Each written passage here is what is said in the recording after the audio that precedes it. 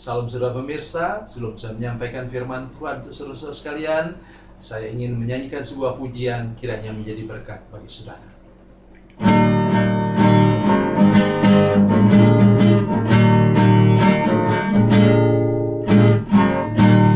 Terdengar sayup-sayup senandung merdu,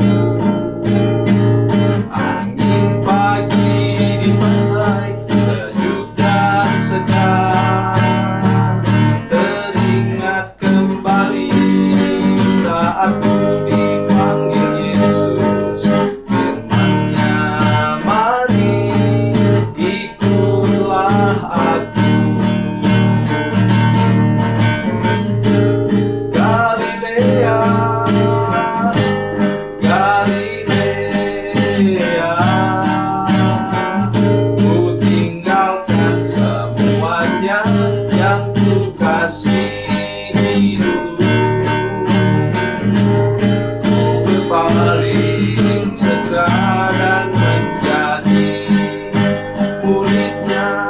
Ku ikut Dia, Yesus Tuhan.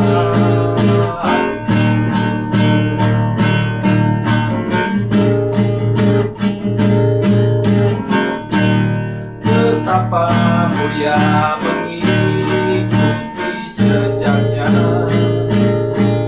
walaupun jalan sukar banyak cobaan. Bila hatiku bimbang ataupun kesepian, firman-Nya, aku yang besertamu.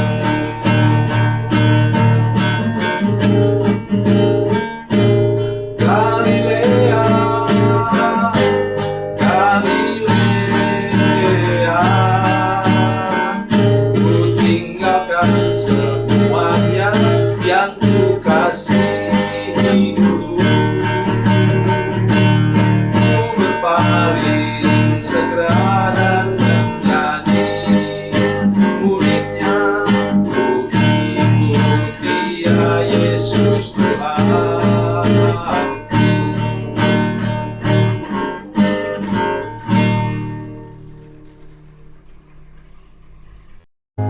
Salam saudara pemirsa, selamat berjumpa kembali dengan kami dalam program Berita Pengharapan. Saya ingin menyampaikan satu firman Tuhan yang menjadi prinsip dasar untuk kehidupan kita kalau kita mau menyenangkan hati Tuhan. Sebelum lebih jauh mendengarkan firman Tuhan, mari kita berdoa. Bapa, dalam nama Yesus, terima kasih banyak untuk kebenaran firman Tuhan yang akan kami dengarkan pada hari ini. Kami berdoa untuk semua pemirsa supaya betul-betul menyimak firman Tuhan ini sehingga tahu betul apa yang harus kami lakukan supaya kami menyenangkan hati Tuhan. Terima kasih Bapa di surga. Dalam nama Yesus, haleluya, amin. Saudara pemirsa, mari kita membaca Alkitab kita dari Perjanjian Baru. Perjanjian Baru, Injil Matius pasal 3 ayatnya yang ke-8. Matius pasal 3 ayat 8. Demikian bunyi firman Tuhan. Jadi hasilkanlah buah yang sesuai dengan pertobatan. Amin. Ayat firman Tuhan ini ditujukan oleh Tuhan Yesus kepada imam, orang Farisi, ahli Taurat pada masa itu. Dan dia katakan, kampak sudah tersedia di akar pohon. Jadi kalau begitu, masalah mengapa pohon itu ditebang adalah karena dia tidak berbuah. Dan pohon itu hanya bisa berbuah kalau ada pertumbuhan yang namanya pertobatan. Saudara pemirsa, mari kita perhatikan betul-betul prinsip ini. Saudara bisa menjadi pohon yang rimbun tinggi, besar, dan sudah lama tumbuh. Tapi kalau sudah sekedar hidup dan belum pernah bertobat, belum pernah buka hati terima Yesus, belum pernah dilepaskan dari kutuk, hidup setelah tidak mungkin berbuah. Ya, itu prinsipnya. Berbuah apa? Mari kita lihat ayat sebelumnya. Tetapi waktu ia melihat banyak orang Farisi dan orang Saduki datang untuk dibaptis, berkatalah ia kepada mereka, "Hai kamu keturunan ular beludak, siapakah mengatakan kepada kamu bahwa kamu dapat melarikan diri dari murka yang akan datang?" Kemudian ayat 10, "Kapak sudah tersedia pada akar pohon, dan setiap pohon yang tidak menghasilkan buah yang baik," dengar, buah yang baik pasti ditebang dan dibuang ke dalam api. Itu sebabnya ayat pendek tadi itu ada pendahuluannya, ada akhirnya.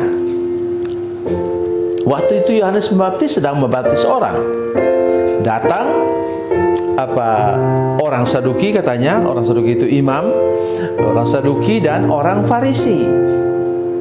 Sebenarnya orang Farisi waktu itu sangat dihormati orang karena mereka menekankan kemurnian iman. Bahasa Ibrani disebut sebagai orang Kasidim. Jadi saudara sekalian, kenapa kok bisa berubah begitu? Mereka akhirnya karena terlalu ekstrim bergeser menekankan hal-hal yang rohani kepada hal-hal yang formalitas belaka. Misalnya, jalan kaki hari Sabat tidak boleh dari 1,5 kilometer. Pakai sorban pun laki-laki biasanya pakai itu tidak boleh sampai 0,5 kilo misalnya. Ya kalau itu sorban diikat-ikat di kepala begitu ya bisa berat dia. Ya. Jadi saudara sekalian, itu yang dimaksudkan tadi, bahwa kita harus berbuah yang baik, kata Alkitab, begitu jelas. Buah yang baik itulah yang menyenangkan hati Tuhan. Jadi saudara sekalian, kalau kita melihat buah Roh Kudus misalnya, mari kita lari ke sana sebentar. Ada 9 buahnya. Semua buahnya itu positif dan benar dan berguna dalam hubungan kita dengan sesama. Saya sebut saja: kasih, sukacita, damai sejahtera, kesabaran, kebaikan, kesetiaan, kemurahan, kelemah lembutan, dan penguasaan diri. Semuanya itu buah yang menyenangkan hati Tuhan dan membuat kita bisa berhubungan baik dengan siapa saja. Itu baru kita lihat dari segi buah Roh Kudus. Oleh karena itu hari ini saya ingin menolong kita semua. Mari kita ingat dasar ini. Apa katanya tadi? Jadi hasilkanlah buah yang sesuai dengan pertobatan. Hanya itu yang dapat menyenangkan hati Tuhan. Ya. Dan tadi ingat peringatan untuk kita semua. Ayat 10. Kapak sudah tersedia pada akar pohon, dan setiap pohon yang tidak menghasilkan buah yang baik pasti ditebang dan dibuang ke dalam api. Aduh, memang mengerikan. Ya. Mengerikan hal ini. Tetapi kabar baiknya apa? Bukan mengerikan yang kita lihat. Itu mendorong kita supaya kita betul-betul bertobat. 1 Petrus 2:9 mengatakan bertobat artinya apa? Mendengarkan panggilan Tuhan dan keluar dari kegelapan kepada terang yang ajaib. Itu definisi yang paling jelas untuk pertobatan. Tidak bisa kita keluar dari kegelapan, hidup dalam hidup remang-remang. Tidak bisa. Mari kita tegas kepada diri sendiri. Kalau keluar dari kegelapan harus kepada terang yang ajaib. Terang yang ajaib juga dalam terjemahan lain disebut terang benderang. Tidak boleh abu-abu, tidak boleh remang-remang. Jadi ada ketegasan dalam hati kita. Jangan lagi mau hidup dalam dunia yang remang-remang, antara hitam dan putih, antara terang dan gelap. Tidak boleh. Supaya apa? Itu yang membuat kita dapat menghasilkan buah. Buahnya menyenangkan hati Tuhan, dan buahnya membuat kita bisa berhubungan baik dengan semua orang. Misalnya kata kasih dalam buah Roh Kudus. Kasih tidak bisa dilepaskan dari apa? Pengampunan.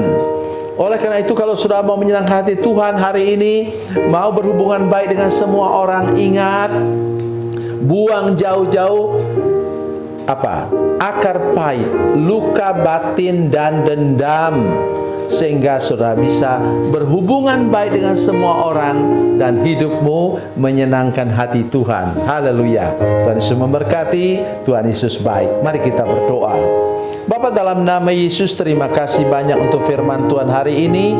Kami sungguh-sungguh berdoa, Tuhan, tolong supaya para pemirsa sekalian betul-betul mau bertobat dengan serius, keluar dari kegelapan kepada terangnya yang ajaib. Terima kasih Tuhan, dalam nama Yesus. Haleluya. Amin.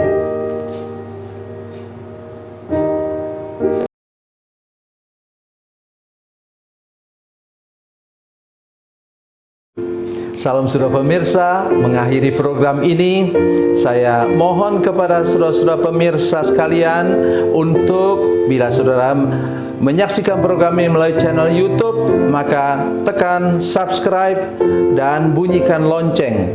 Dan bila saudara menyaksikan program ini melalui channel Facebook, tolong saudara-saudara sekalian tekan like dan juga komen. Dan demikian pula bila sudah menyaksikan program Makanan Bergizi hari ini yang tertulis, maka tekan yang sama juga, tekan like dan tekan komen. Dan tolong saudara-saudara sekalian untuk membagikan program ini, share program ini di channel saudara-saudara sekalian, supaya lebih banyak lagi orang diberkati melalui program ini. Tuhan Yesus memberkati, Tuhan Yesus baik.